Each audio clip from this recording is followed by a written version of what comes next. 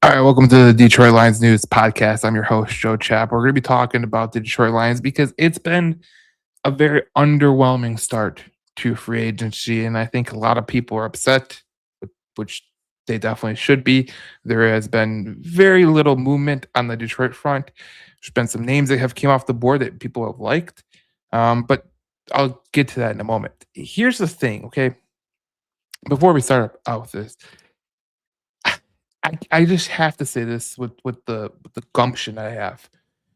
I'm really getting sick of the emotional Lions fan. And I look, there's a lot of people out there that could be emotional in their feelings and think that, oh my God, this is terrible. This is how it's gotta go. No, th- let's just leave it how it is, okay? Brad Holmes does things the way he does things, okay? You don't have to like it. I particularly don't like it. Last year with Marcus Davenport, I didn't think that was a good thing. Uh, Bringing back Levi last year was a plus if he stays healthy, which he didn't. So there you go. I had no reason to see Josh Pascal as a guy who could potentially be this guy.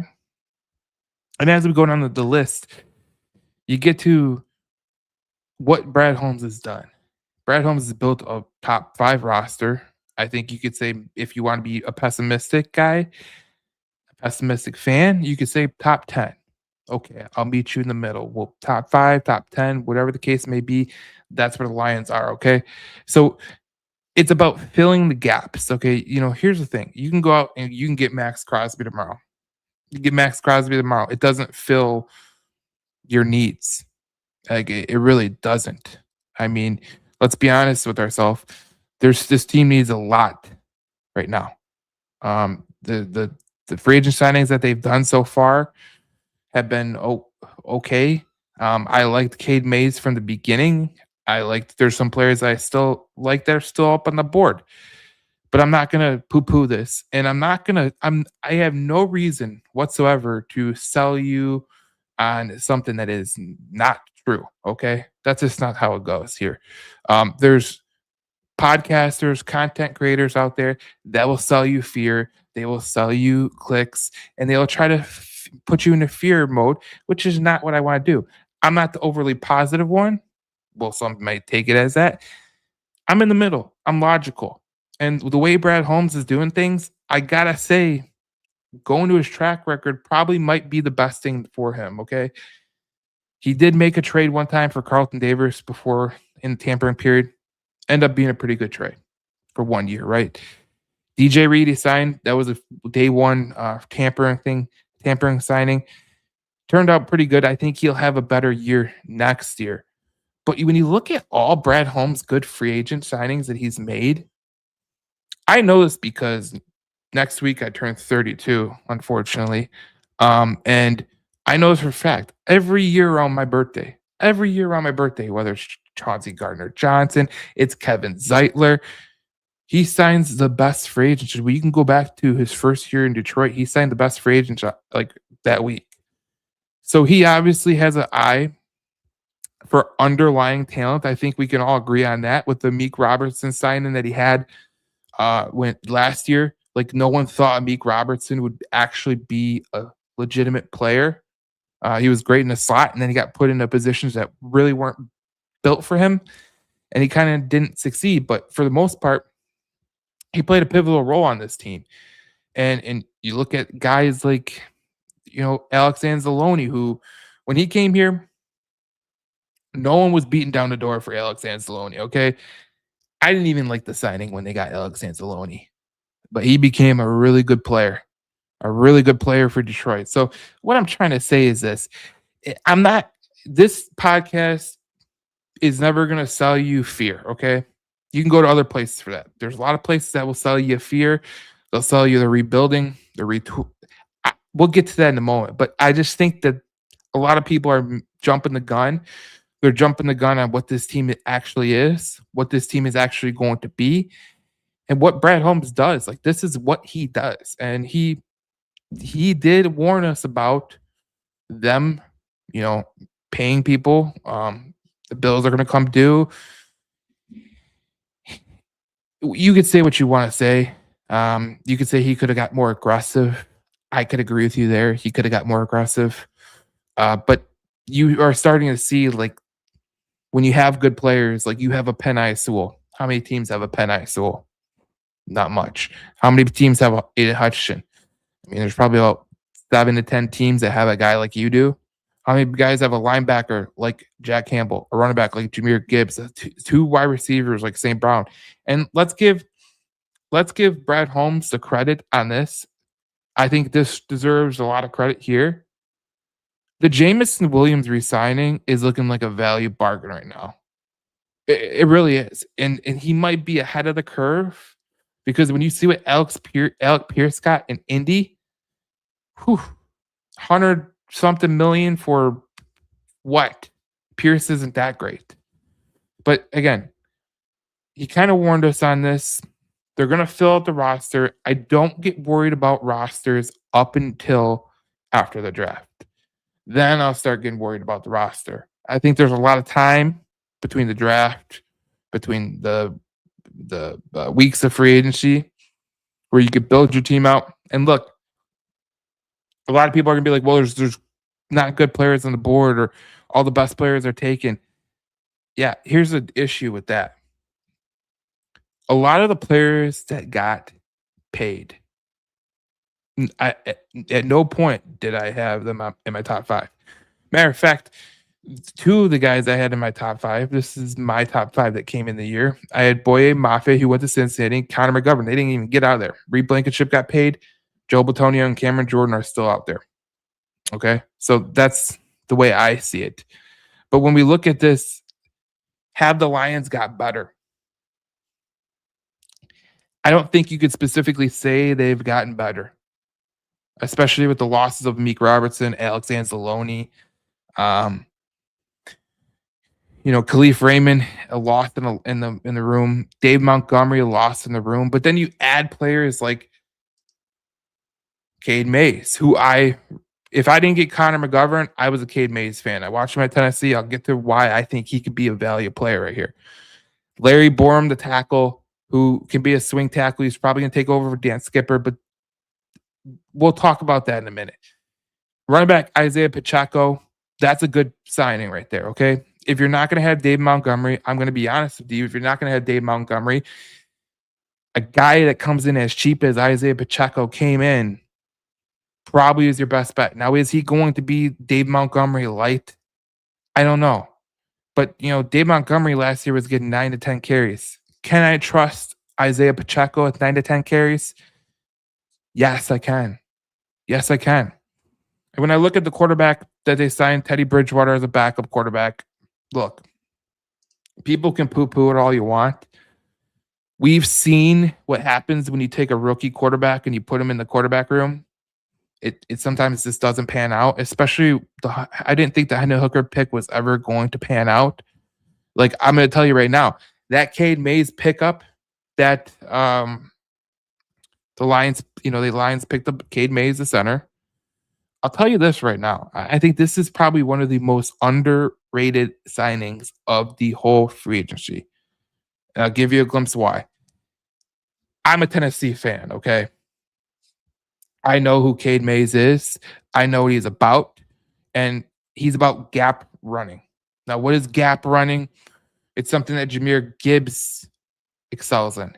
It's something that Drew Petzing really, he puts a lot of gap runs into his offense. Go watch the Cardinals last year. A lot of gap plays. And, if you were to get a guy like Connor McGovern, not really that guy. But what I can say about Cade Mays is when he came on the field for Carolina, the offense was way better. They were way better. And there's actually a statistics on here, okay? Let me just give you Cade Mays when he's on the field, okay? This is from Al Karsten, who he's fantastic. But where is it?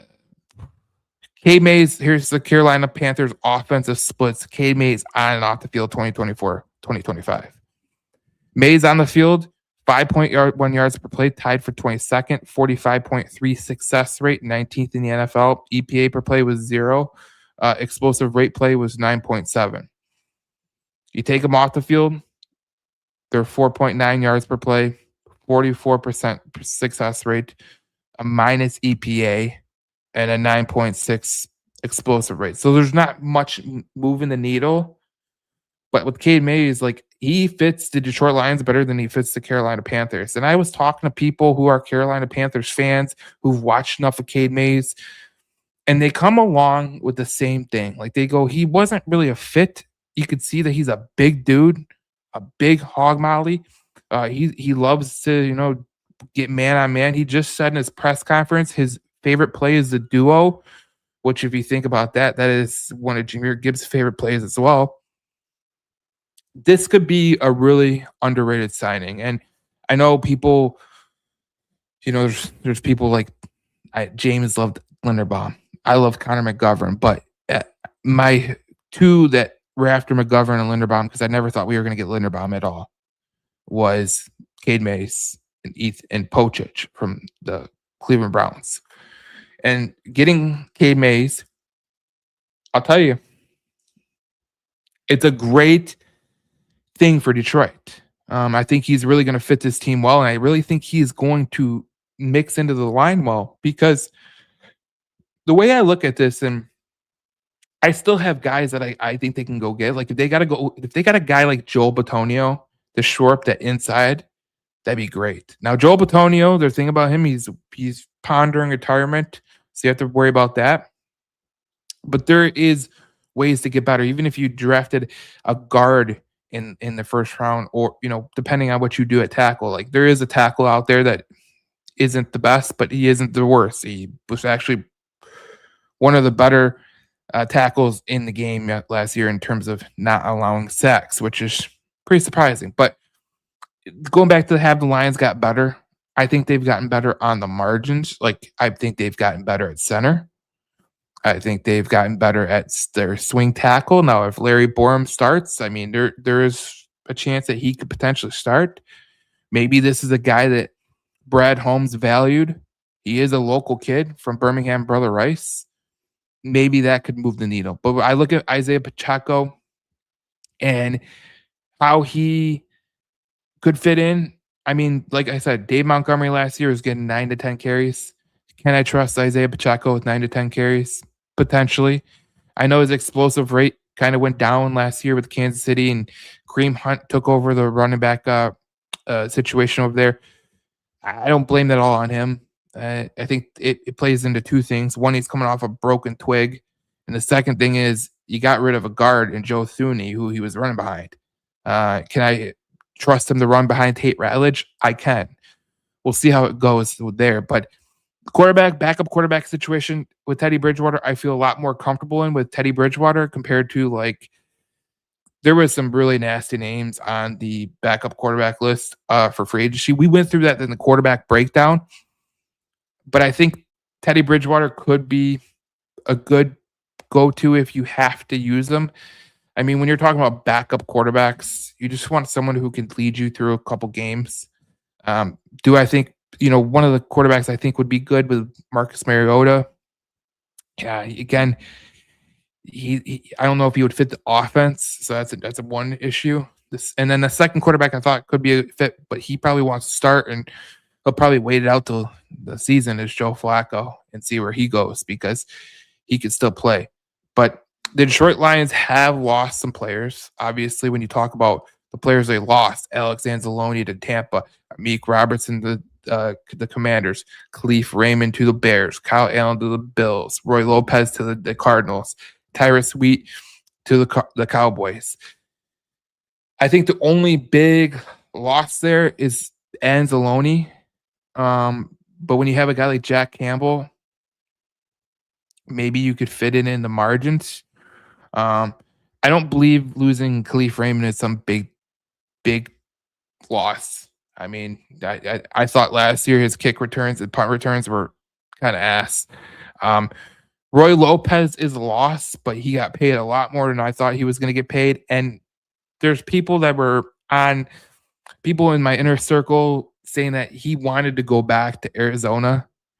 That was what he wanted to do. I don't know if he's from Arizona or he has family in Arizona or what the case may be, but if Arizona offered him a contract at a substantial a raise, he would go back to Arizona. That's basically what was said. So it is what it is. The takeaway here, though, had the Lions gotten better on the margins, and today they could sign Christian Izen, who is, I'm going to be honest with you, I think this is an underrated move by Brad Holmes. When I look at Christian Izen, okay, uh, he, he's a player who he was an undrafted free agent out of the Rutgers. Okay, he was the first undrafted player. He's one of only three undrafted players in the NFL history to accomplish all the following in their first two seasons: three interceptions, 3+ interceptions, 5+ pass deflections, seven tackles for loss, and 2 forced fumbles. He's a ball magnet. That's basically what it comes down to. And I read a article by the Pewter Report, which is they cover the Tampa Bay Buccaneers, and they said, "Look, this is a guy that we don't want to lose. Like, it's very hard to get a guy like this. Very hard to get a guy like this." And I thought the way that they kind of put it into perspective, like, look, this guy is all over the. He could play different positions. He could play nickel. He could play safety. He could play outside. He's kind of a Swiss Army knife. And the way it was told to me by someone that actually watches the Buccaneers every game, they cover the Buccaneers. They said like this is like a Brian Branch Walmart version. I mean, to be honest, if it's a Walmart version, I'll take it. As a backup, because this kid, when you watch the tape of Tampa Bay, I mean, he got unseated by corners that they drafted, but I think this could be a pretty good sizable pick, a pretty good pickup in the end. Obviously, whatever the pickups are right now, they don't really matter because you got to see it on the field. And we're not even a week into free agency, and so many things can change. So many perceptions can change. I think when you overreact to a couple days in free agency, I think you could really lose the needle. But let's look at it like this. Let's get to the comments right now. Um, Jordan says, "You think Detroit Lions should go after David Ajabo?" That's one of the guys I think could be interesting. Jordan, I think if they go after David Ajabo, I've said it a couple times at the podcast. It wouldn't shock me if they went over after David Ajabo. He's a very good player. He didn't really catch on with Baltimore. I thought Baltimore the last couple of years, I don't think they used him right. Maybe if Calvin Shepard felt like he could use David Ajabo in certain situations, it could be useful. Is he every down guy? Probably not. Which makes my guy that I think that they potentially can get a lot stronger. I feel like depth at tackle is going to be there in the draft. I say defensive end in the first two, second round offensive tackle. We've talked about this on the podcast multiple times here. I always tell people, okay, when you look at tackles, just look at tackles in the broad spectrum, okay? It's really a crapshoot. And I'm going to give you an example of 3 tackles last year were in the first round.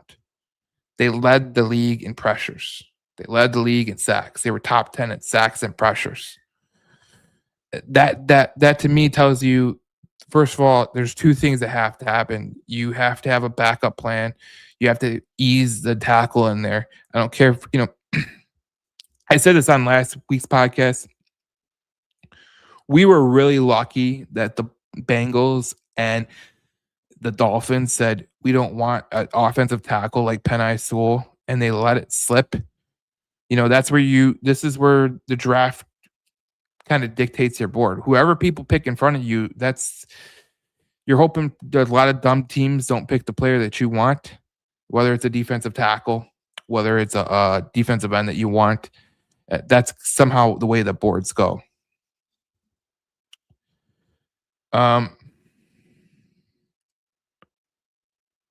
Paul says they have no plan, Brad Holmes. Look, I'll just say this. This is the part of the people, the emotional fan base that I'm talking about. They have a plan. Like they have a plan. Like there's no even the worst general managers in the world, Bob Quinn, Martin Mayhew, they had a plan. Now, I trust Brad Holmes' plan over those guys' plan because when you look at the broad, like you just look at the meat and potatoes of it. Has this team gotten better under Brad Holmes? Yes or no? Yes. How many all pros have they had? I think they've had two. How many Pro Bowlers have they had? Six. I mean, his hit rate on the draft is extremely high. There's a method to the madness. You're not going to be perfect as a general manager. Let's put that there. You're never going to be perfect as a general manager. I don't care who you are. I don't care what your philosophies are.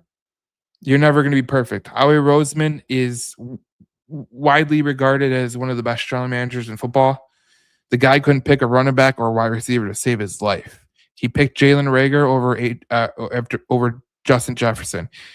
His running back selections ass. Wide receiver selections also ass. So it just goes to show you, like every general manager has its foibles, and it depends on how they structure the roster. That's how you get it. Every general manager has a plan. It's just whether to execute it. And I thought Brad Holmes did execute it 2 years ago. Last year wasn't a really good year. I thought Marcus Davenport being a counted on individual for defensive end was not a reliable situation. Either was Josh Pascal. And when they lost those two, somehow, some way, you still got 11 and a half sacks out of Al-Qadim Muhammad. Give him credit for that. It just, the problem was your back end got absolutely decimated by injuries. Brian Branch, Kirby Joseph, Arnold, DJ Reed was still coming back from a hamstring injury. It kind of all rolls into one. So there is a plan. I just think a lot of people are in their feelings. All right. What was the point of signing all these guys to big deals just to give a year later?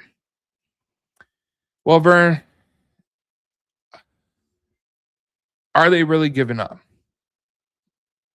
Like I said, you can go over the transactions that Brad Holmes has made throughout his general manager tenure.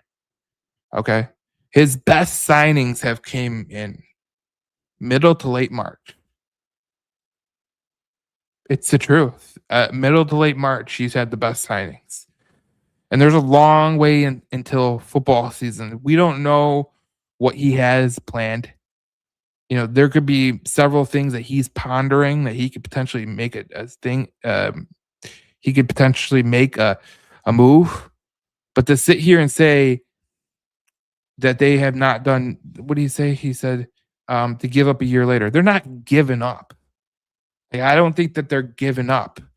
Let's just take your feelings out of it, okay? Take your feelings out of it. If they were giving up, why would it be plus money in Vegas right now? Plus money in Vegas right now for them to have minus 10.5 wins. So under 10.5 wins. Why is it plus money? Obviously, the money doesn't dictate. Money doesn't agree with everyone's stances that says this is a rebuild. I've heard that story too. It's just emotional. Like these people that are telling you it's a rebuild, emotional. These people are telling you that it's they're not doing enough, emotional. We're a couple days in the free agency. I don't judge a roster in March. I've never judged a roster in March. I'll judge it after a draft, but I'll never judge it in March. That's just how it goes. I mean, you can judge after a draft and when you get to training camp. Those are the two kind of things. And then as you get through training camp, you can do it again and see where you're at. But I'm telling you right now, I don't think that the Lions are giving up by any stretch of imagination. I just don't find that fascinating. DeLon says, do you expect anything less from Brad Do Nothing Holmes bum ass? Interesting. Look, I find it fascinating. I'll just tell you this. I find it absolutely fascinating. Brad Holmes has drafted a ton of good talent, a ton of good talent, even outside the first, second, and third round. Getting a franchise wide receiver like St. Brown, getting guys like Barnes and Rodrigo, getting guys like, he drafted Ali McNeil in the third round, Kirby Joseph in the third round. Yes, he's had some luck. He did get lucky with Hutchinson falling. He did get lucky that Sewell fell to him.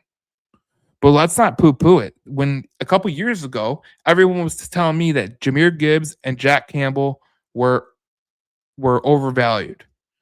And in that same draft, he gets Sam Laporta and Brian Branch. So I'm not going to sit here and play this emotional crybaby bullshit that a lot of people want to play. I don't find it fascinating what all these people do. I don't find it fascinating what some of these podcasters do. They're like, this is bad. This is no. Let's use logic, okay? We're not even at the point right now where we could sit here and say this is a failure. Because I looked at that free agency list before even you can go back on the podcast. Go to Apple, Spotify, wherever you get podcasts, YouTube, Detroit Lions News podcast. You can scan this and go watch it. We went through every positional breakdown. And we went through the free agents. We went through quarterbacks. We went through running backs. We went through wide receivers, tight ends, all of that. And I felt like coming out of it that this free agent class was weak. It was top heavy, and you didn't really want to spend a lot of money, especially in the first couple of days where money's getting thrown around. Kwity Paye got paid, $100 million for 4 years, which I don't think Kwity Paye is worth $100 million contract. I'm just going to say that out loud. Maybe that's me being logical, but that's how I feel. So I'm not really hip on the whole thing. Like, oh yeah, they're giving up, or Brad Holmes is a bum. It's really funny, and like I said early in the podcast, emotional people are gonna get all emotional in their feelings. Let's just think logically, think like a person, and actually make assumptions based on what did they do before, what are they doing now, and how is that going to help our team? Like I said, I went back on it. The best transactions that Brad Holmes has ever made in his tenure came, a majority of them, I think about 7 out of 10, came in mid-March and late March, which is way past the free agency start every year that they did. They signed a couple guys, but they get the best of the best. It seems like their pro scouts are really, really good because they get the best of the best later, and I think that's pretty good. All right. Damon says Jake Browning could be an option. Yeah, I thought so too. But let's think about it like this. Jake Browning could be an option. Absolutely, unequivocally could be an option. Let's take a look at it though. A guy like Teddy Bridgewater he's already knows the coach. He knows he knows JMO. He was one of JMO's mentors. He could still play. I think if you threw Teddy Bridgewater in a game, he might help you win a game. So for me, backup quarterback is kind of like a flip of your coin kind of thing. You either got a good backup quarterback that you trust, or you got a bad backup quarterback or a guy you don't trust. And did I feel better with Bridgewater or Kyle Allen last year? I felt better with Kyle Allen. In a 1-game role. I feel good with Bridgewater in a 1-game role. Do I feel good with them in like you got to start 5 games? Absolutely not. But most of the league doesn't have that, except if you're the 49ers, which I mean, that electrical substation must have some good backup quarterbacks coming out of there. All right. Robbie says there is no plan. The GM is terrible. More emotions, just emotions, emotions, emotions. Dan and Brad are probably guiding Teddy into coaching a lot, like David Blau. The Detroit developed Blau for coaching. Teddy will be that guy now. Mark Brunell is due for promotion. That's a really Mike. That's a really good comment because when you think about it like this, they did put David Blau into position to be a potential coach, and then they wanted to go get him as offensive coordinator, and Washington made him their offensive coordinator, and it kind of shows you that they're on the same level because look, that was a lot of people laugh at it, but your best coaches are usually guys that failed at quarterback. I mean, Kevin O'Connell is a pretty damn good coach. I think anybody can agree to that. And Kevin O'Connell was a failed quarterback. He was a backup quarterback. So it goes back to the whole thing of is he a smart, high IQ football mind? That's what it comes down to. Do something instead of letting everyone go. Okay, here's how I will frame this. I'll make it very, very simple for people. Here is a list of players that they lost. Okay, is there one player that you think because he left, the Lions are going to go back to a 6-win team? Cleve Raymond, a backup quarterback, Kyle Allen, Roy Lopez, Anzalone, Emmeek Robertson, Tyrus Wheaton has 1.5 sacks last year.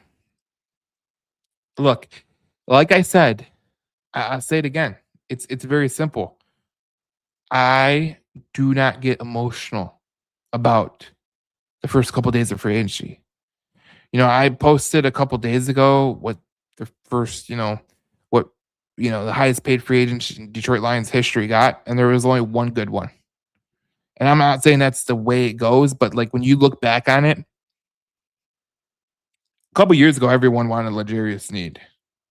Everyone on the Lions fan base wanted L'Jarius Sneed.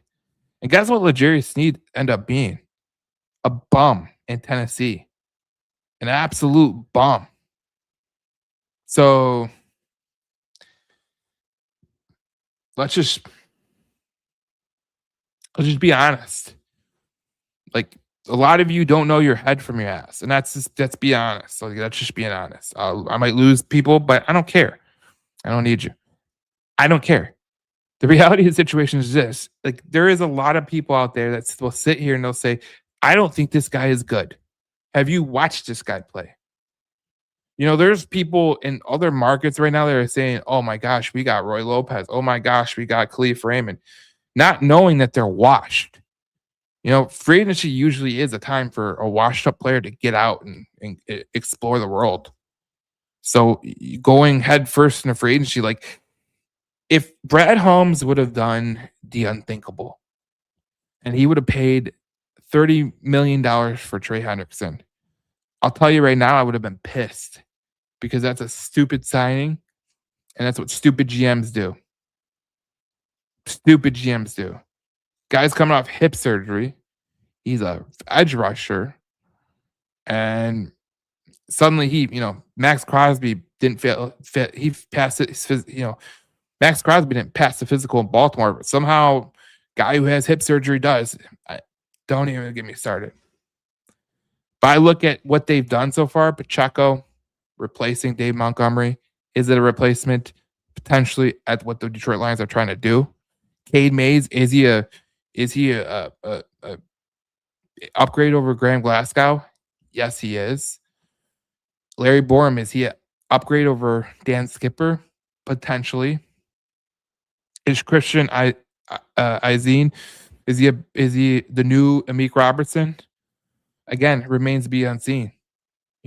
I think that there's going to be a lot more names that come to the forefront. I'll give you some names coming up here, but I'm going to be honest with you.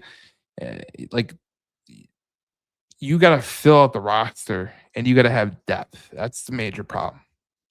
All right, back to some of the comments. No, they have gotten worse, especially in defense. Holmes is not acting like a GM. He's acting more like a scout and only worried about the draft and not free agency. I don't think he's just worried about the draft. Okay. When you get to this point in free agency, I'll go through it again. When you get to this point in free agency, it is like the scouts. It is like the draft.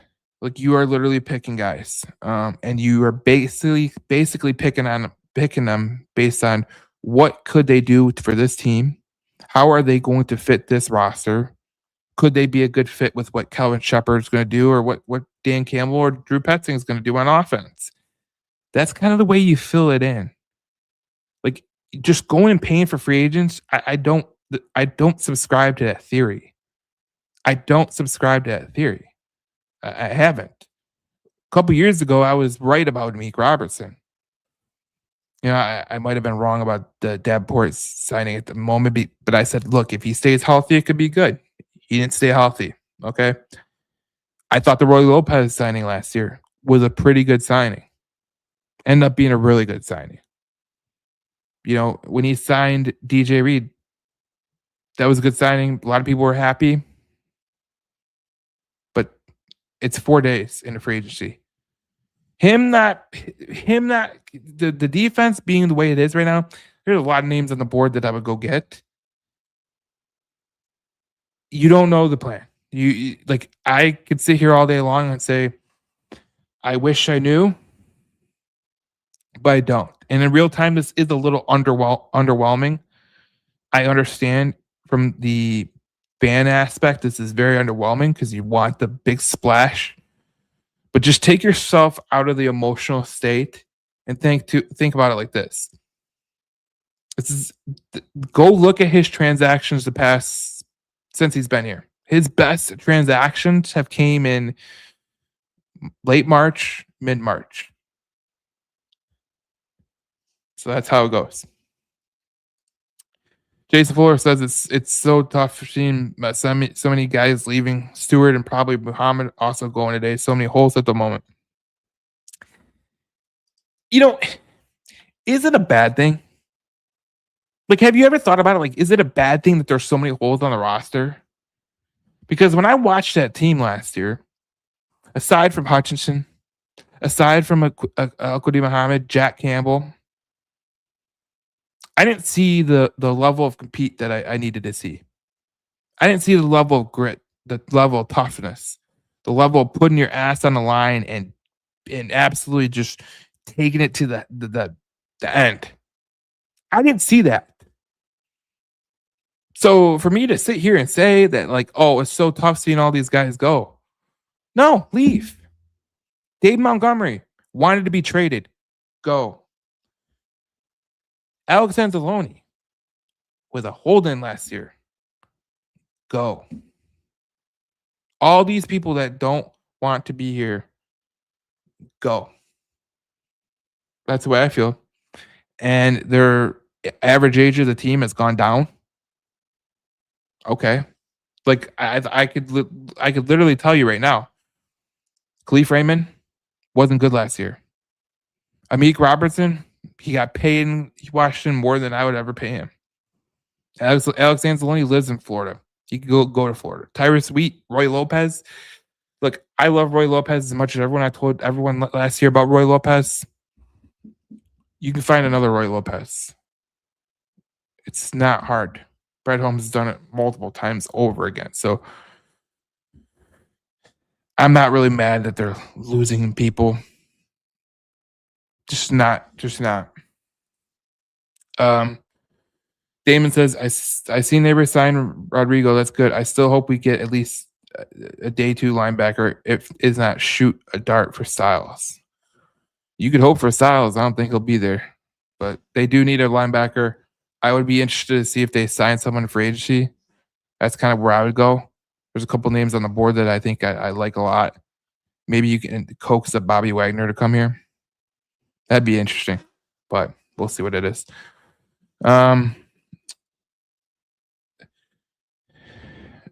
Brad's gonna fill out the roster. Don't worry, guys. It's only been 4 days. He's not gonna blow money on free agents like the Bills are doing. And that's the main thing. Like if you go back and like, okay, last year the Seahawks and Patriots, they played in the Super Bowl. They spent a lot of money. But if you look at the top teams that have spent the most money, and I got the um, I got it somewhere in my notes. But when you go back and you look at the teams that have spent the most money, I look at teams like the Patriots have spent 21.5 million dollars.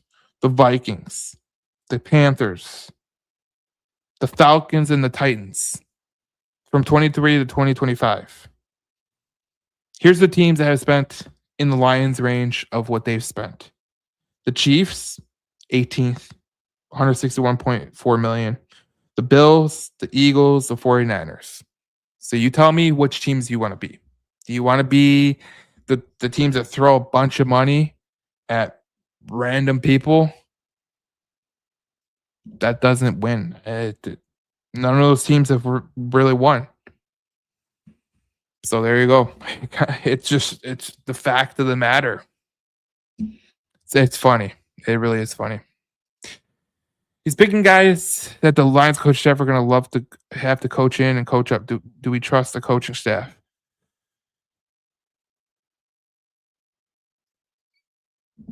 I don't think people think it that way, Jeff. I really don't. I really don't think people think the way that you're thinking. Um, and that's a sad way to think about it, but that's how people are. Like they just don't think about it like that. You know, they got to be a fit with the coaching, and they have to be a fit with the general manager. That's kind of the way it goes. Like you can't just get people in here that don't want to be here. I can go back to Chauncey Gardner-Johnson. They got him for talent alone, and he was kind of a dumbass, and he kind of ruined a lot of things. Damon says, as a youth coach, I say any and every assistant coach for their livelihood every year, especially on the pro level, the tipping point always starts from the top down. Do they trust the GM? Do the head coach, the coordinator, that type of way? That's the way it goes. That's the way it goes. And I think we have news. Let's see. The Bucks have added another veteran up front, signing former Lions edge rusher Alquadi Muhammad to a 1-year deal with a max value of $6 million. $6 million is a pretty good. That's a pretty good pay. I don't know why the Lions didn't pay that $6 million. I mean, they could have, but obviously his run game wasn't that good. But again, they need edge rushers outside of Hutch. They only got Hassanin, and they only got Hutch right now. So it'll be interesting to see what they do. All right, let's get to the next topic of conversation. This is what could the Lions get? And I have 4 names for you that I think that could be potentially names that Detroit could potentially get. And these are my names. I don't know if they're Brad Holmes' names. I don't really care. I wouldn't have re-signed Alquadi Muhammad, but these are my 4 names. Jawan Taylor, the tackle from the Kansas City Chiefs. And a lot of people are going to sit here and they're going to be like, this guy sucked with the Chiefs. The Chiefs' offensive line sucked. One of the better tackles in the NFL last year.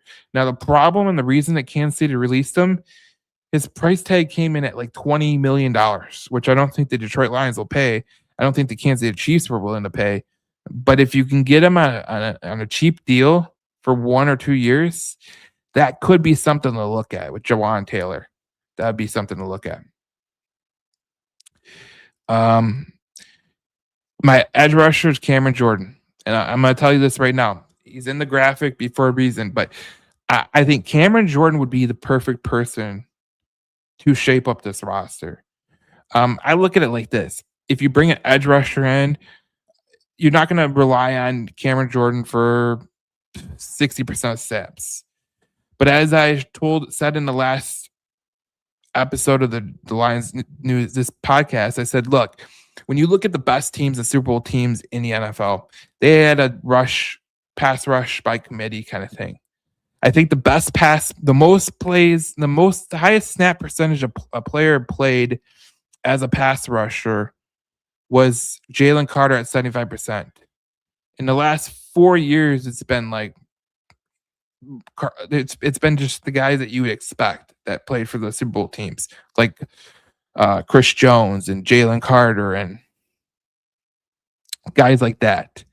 So I would go get Cameron Jordan. I think he'd be an interesting fit. Sebastian Joseph Day, this is a guy who has a connection to Brett Holmes. And I think this is a guy who was one of the best run defending defensive tackles in the game. I think that what he could do is he could play in there with Tyleik Williams. He on early downs, he could come in there for a breather for Lee McNeil. He could do what he does. He was a very solid player last year, even being with the Tennessee Titans. And actually, it was surprising because with the Tennessee Titans, they didn't have a really good defensive line by any stretch of the imagination. And he still was one of the best run defenders in the NFL. So that's where I would go there. And then the last one is easy, is Joel Bitonio. Now I said this earlier in the podcast. Um, I said this earlier in the podcast. He's mulling retirement. He is mulling retirement. So that's what you got to kind of coax yourself into. But if you could say, let's take a run at at winning a Super Bowl, I think you could potentially get him in there.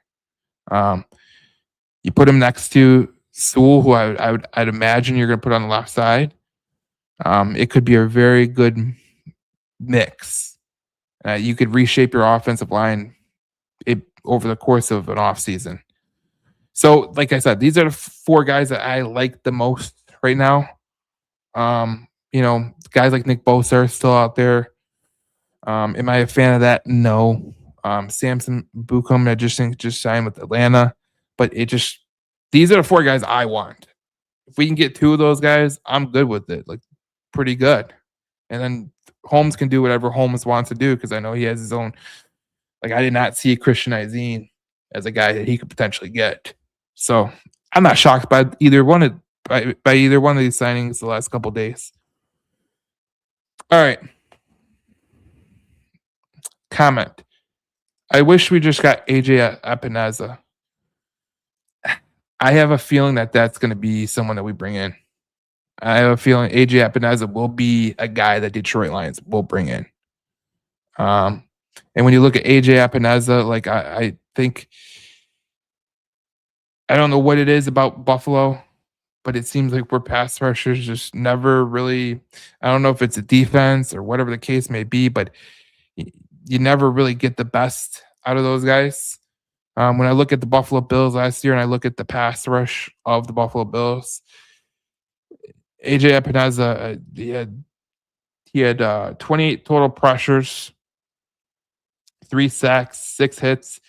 He was a good pass rusher last year. He had 3 penalties, not that bad, but his win rate was 12.2. The one thing you could say about AJ Epineza is his run defense was pretty stout. It wasn't the greatest, but it was pretty stout.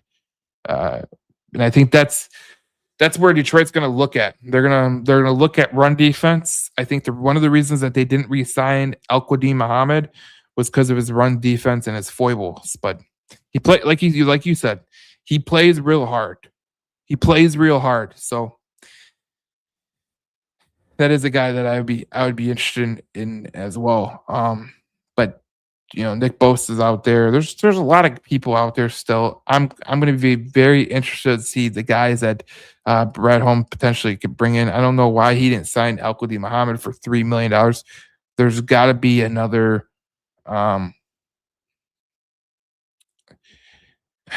There's got to be another what's coming down the pike. That's how it's got to go. But you know what it looks like with the Al-Quadin Muhammad deal, which is $6 million for 1 year. That's not really a lot. And it kind of seems like Detroit wanted to move on from that. Good on them. Good on them. You could have easily paid $6 million and maybe not got what you wanted to get, but good on them. All right. Let's look. Okay. So I said this earlier in the podcast, but I'm gonna go in on it again to close out the podcast. But you know, a lot of people are talking about this being a rebuild. I've seen a lot of radio hosts do it. I think a lot of radio hosts, a lot of dishonest people use the whole thing rebuild. I think even retool is a little bit um, pragmatic. It's just not being it's being totally dishonest to me. Number one, I think what the Detroit Lions are doing is they're reloading, and let me explain it to you, kind of in the context of what I know. Okay, I'm not a general manager. Never claimed to be a general manager. I don't have inside sources. None of that. I did do a scouting thing. Um, and what I could tell you is when these general managers get to a point where they're managing the cap, um, they're managing this, they're managing that. They do like to kind of harken back and try to like fix things before they get to end their cycle. And a lot of people talk about this thing called the window, which is a total made up term. The window really doesn't exist unless you make it exist. And let me explain for you the reason why I say that. The reason why I say that the window does not exist is usually when you have a window, it's because you've backed yourself into a corner. The window doesn't exist because you have a set time limit of when you're going to win a championship. That just doesn't that's not reality for any of these general managers. Like the way you think about it like this is if I gave you $1 million tomorrow, what are you going to do with it? And how are you going to compound that into going into the future? What these general managers a lot of them do is they'll play let me try to get the team better. Okay. Let me try to get them to be better faster. And then we'll see where we are. Well, that backs itself into a window.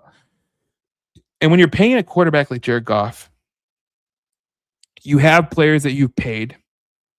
You don't want to overpay and be stupid with your money. Like if I gave you that $1 million today and I said, look, do whatever you want. It's $1 million. Taxes already been taken out. This is just a straight $1 million. And you bought a house, you bought some cars, you bought some of this, you bought this, and you have $300,000 left over. And then you take that $300,000 and you put it in the stock market. You put in the S&P 500.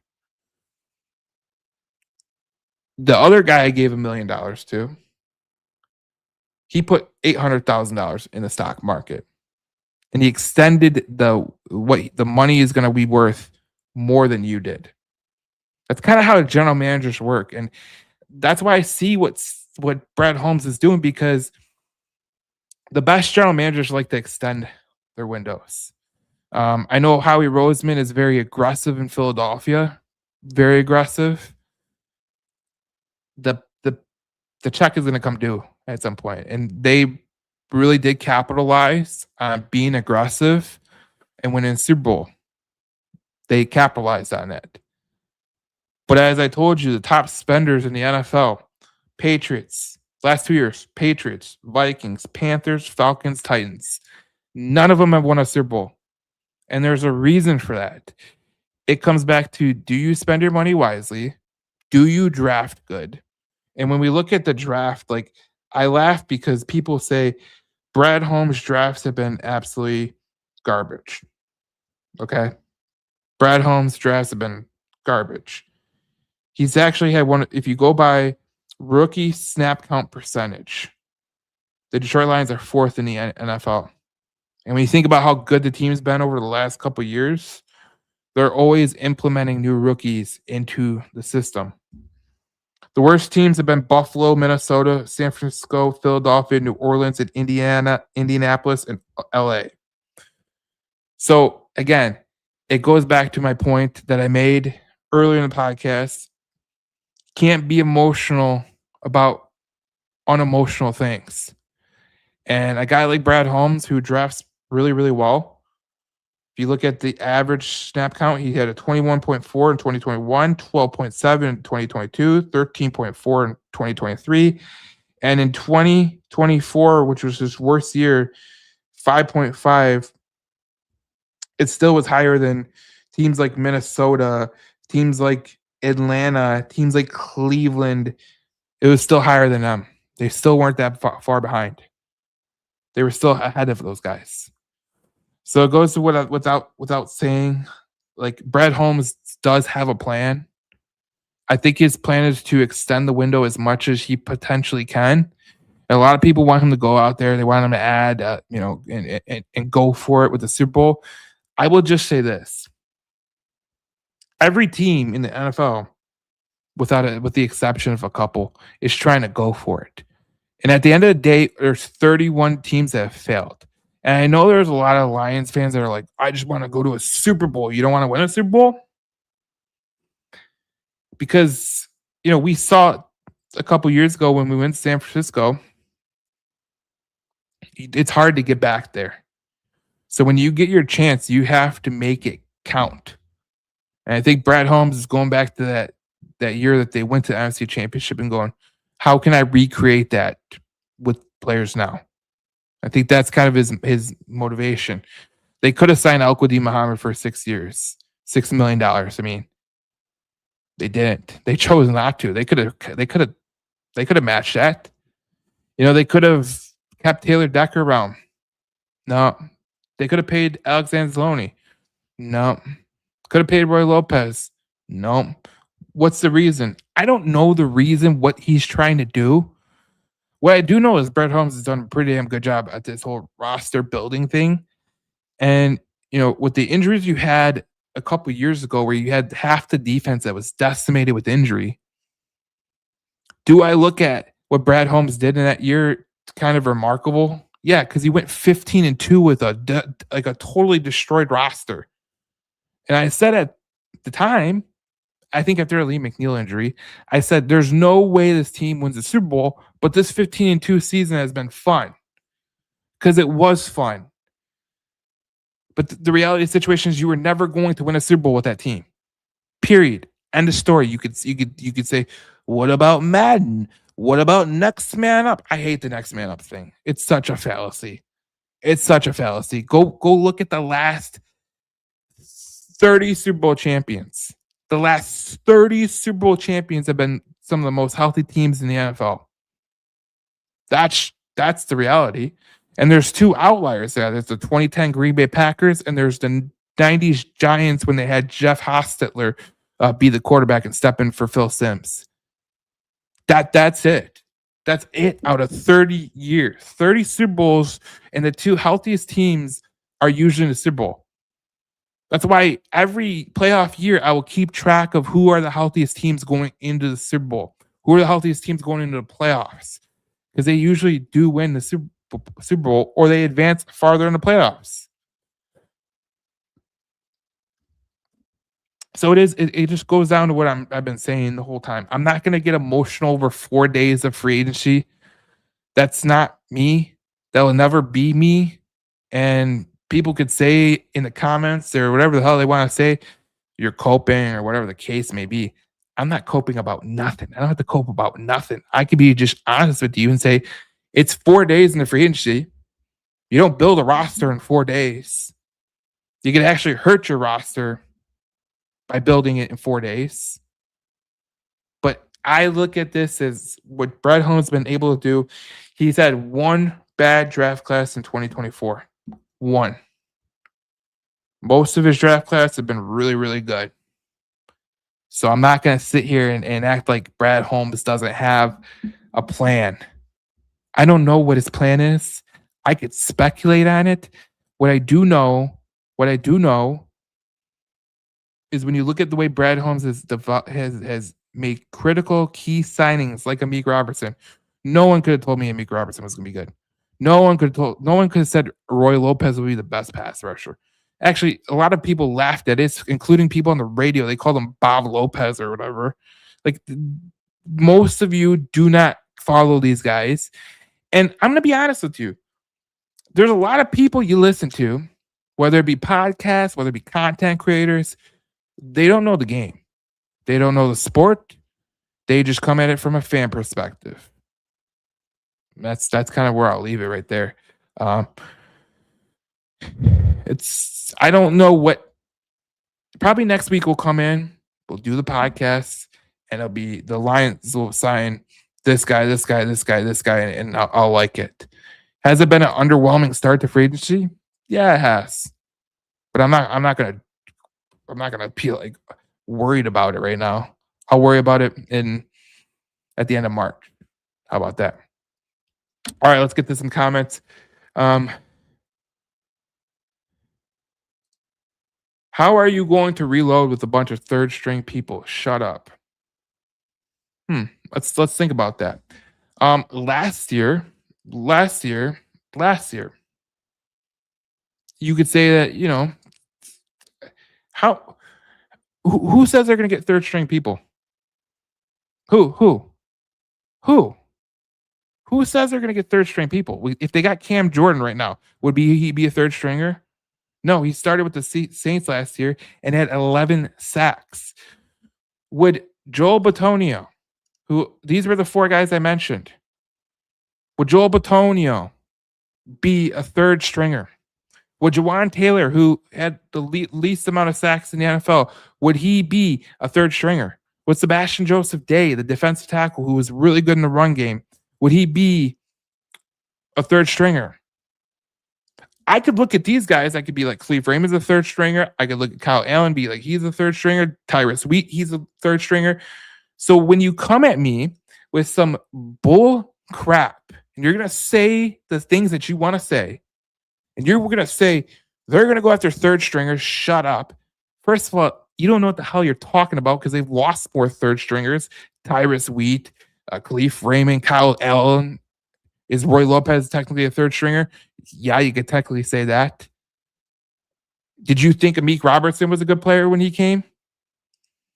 Did you think that Roy Lopez was a good player when he came? No, you shut up. You don't know what you're talking about. So that's the emotional part of the fan base. Damon says Hunter Henry on a smooth contract would hit hard. Hunter Henry on a smooth contract would be fantastic.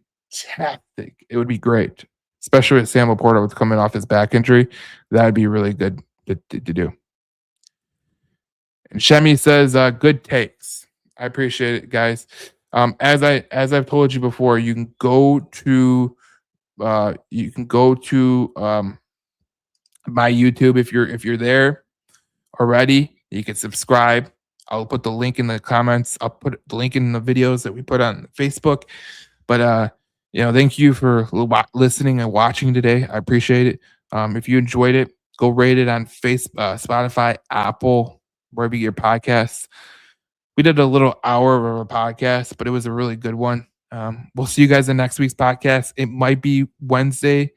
It might be Friday. We'll see how that goes, but we'll see you guys next week as we talk more Detroit Lions football. And if any more news breaks, if it's a big story, we'll talk about it on the Detroit Lions News podcast. I'll put videos out daily. So thank you. All right, we'll see you guys in the next one. Thank you for watching.